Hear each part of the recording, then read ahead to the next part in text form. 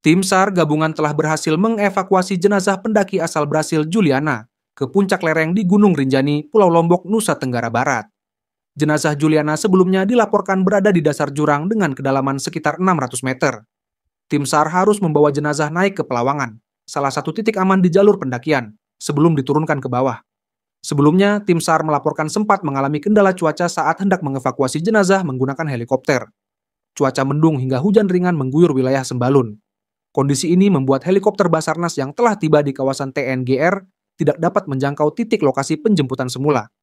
Helikopter dari Basarnas sudah sampai tetapi belum bisa menuju titik lokasi karena cuaca berkabut dan medan yang sulit, kata Kepala Balai TNGR, Yarman Wasur.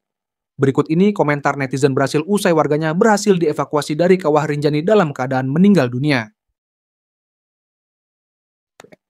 Pemerintah harus memberikan medali kehormatan kepada pemuda itu, sehingga semua orang dapat melihat bahwa Brasil berterima kasih kepada semua orang yang membantu dan mendukung warganya.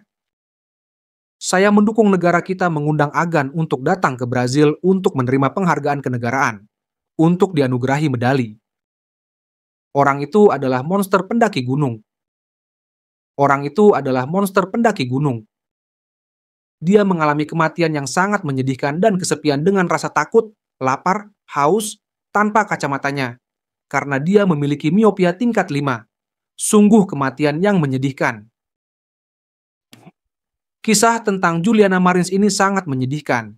Bahkan tanpa mengetahui detailnya, saya tidak dapat melupakan betapa menyakitkannya hari-hari yang ia lalui sendirian. Saya berharap keluarga dan teman-temannya benar-benar terhibur. Orang-orang terkasih, anak-anak lelaki yang menyelamatkan Julian. Semoga Tuhan memberkati mereka sepanjang perjalanan mereka. Orang ini dan temannya pantas mendapatkan rasa hormat dari dunia. Jika Indonesia ingin terus mengeksplorasi tempat ini untuk pariwisata, negara harus membuat struktur untuk mendukung dan menyelamatkan wisatawan. Indonesia perlu memiliki rasa hormat dan tanggung jawab terhadap wisatawan yang berkunjung ke negaranya. Orang yang menyelamatkan jenazah Juliana adalah Agam. Semua orang bersusah payah, butuh waktu 4 hari. Dia mengetahui kasus itu dan pergi menyelamatkannya, tetapi Juliana sudah meninggal. Dia menyelamatkan jenazahnya karena butuh waktu lama untuk menyelamatkannya. Agam adalah pahlawan. Selamat Agam, pahlawan kita. Kisahnya sangat menyedihkan, tetapi orang-orang juga perlu tahu lebih banyak tentang tempat-tempat yang mereka kunjungi. Mereka perlu tahu apakah tempat itu setidaknya aman, apakah ada riwayat kecelakaan yang berulang, apakah ada bangunan penyelamat jika terjadi kecelakaan. Apakah Indonesia melakukan kesalahan? Ya, banyak. Tetapi mengambil tindakan pencegahan adalah premis untuk perjalanan yang damai. Ini bukan pertama kalinya kecelakaan seperti ini terjadi. Juliana bukanlah orang pertama yang membutuhkan pertolongan. Sungguh tidak masuk akal bahwa pemerintah Indonesia tidak melakukan apapun untuk menyelamatkan Juliana.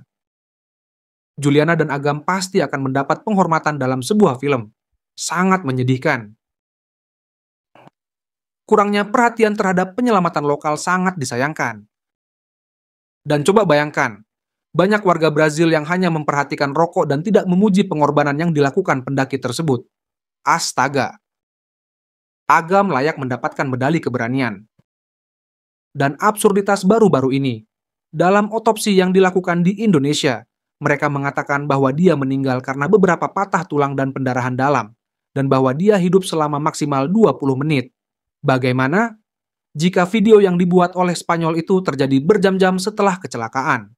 Sekali lagi, pemerintah Indonesia berbohong dan mencoba untuk menghindari tanggung jawab. Saya berharap mereka melakukan otopsi ulang di Brasil. Kalau saya termasuk dalam kelompok wisatawan itu, saya tidak akan melanjutkan perjalanan tanpa Juliana. Sungguh tidak masuk akal bahwa pemandu wisata itu meninggalkan gadis itu saat dia sedang sakit. Pemandu wisata itu tampaknya masih remaja. Apa yang tidak dimiliki dan masih tidak dimiliki adalah hal sederhana yang disebut protokol keamanan. Sungguh memalukan dunia yang disebabkan oleh pemerintah Indonesia dengan mengabaikan kasus ini. Di Brasil, apapun yang tidak berharga dianggap pahlawan. Menjadi pahlawan berarti melakukan apa yang dilakukan pria ini. Turun ke gunung berapi untuk menyelamatkan seorang wanita muda yang telah berada di sana selama berhari-hari menunggu bantuan yang tidak kunjung datang. Benar-benar tidak peduli. baik dari Indonesia maupun dari Brazil yang tidak mau campur tangan dengan konsulat Brazil untuk menekan agar gadis itu diselamatkan secepatnya. Mereka membiarkan gadis itu mati sehingga setelah ritual mereka bisa pergi dan mengambil mayatnya. Dan mereka tetap memberikan uang kepada pria yang bisa sampai di sana pada hari yang sama ketika dia mengetahui tentang tragedi itu. Dia akan menjadi pahlawan yang lebih hebat jika dia menemukannya hidup-hidup. Saya melihat banyak orang, termasuk beberapa profesional dari Dinas Pemadam Kebakaran di Brasil, mengkritik para pendaki sukarelawan ini, karena mereka hanyalah sukarelawan, mengatakan bahwa mereka lemah, tidak tahu cara bekerja, mengeluh tentang keterlambatan, dan lain-lain. Sekarang Anda dapat melihat betapa rumitnya hal itu. Orang-orang itu mengerti. Saya lihat orang menyalahkan wanita muda itu karena dia pergi. Ini adalah kebodohan dan kegilaan dari orang-orang ini. Pemerintah Indonesia lalai secara kriminal. Kami harus melakukan pemeriksaan ulang terhadap jenazah tersebut saat tiba di Brasil karena saya yakin laporan resmi dari sana mencurigakan. Belum terbukti apakah ia menunggu berhari-hari untuk mendapat pertolongan. Sebaliknya, besar kemungkinan ia terjatuh sepenuhnya pada hari pertama. Tempat ini harus berakhir. Agam tidak berkewajiban untuk berinvestasi dalam menyelamatkan nyawa.